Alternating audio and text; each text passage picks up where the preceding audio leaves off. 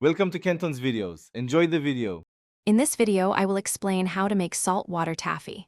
First, gather your ingredients: 2 cups of granulated sugar, 1 cup of light corn syrup, 3/4 of a cup of water, 1 teaspoon of salt, and 1 tablespoon of cornstarch. Combine these in a heavy-bottomed saucepan. Stir the mixture well over medium heat until the sugar completely dissolves. Then, incorporate 2 tablespoons of butter, along with your desired flavoring, and a few drops of food coloring. Now, let's cook our taffy. Carefully insert a candy thermometer into the mixture, ensuring it does not touch the bottom of the pan. Allow the mixture to boil steadily without stirring.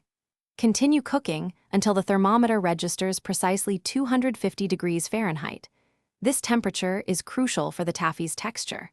As soon as it hits this mark, promptly remove the saucepan from the heat to prevent overcooking and ensure a perfect consistency.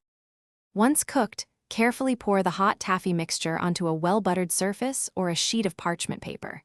Allow it to cool for approximately 15 to 20 minutes, or until it is warm enough to comfortably handle. Now comes the fun part: pulling the taffy.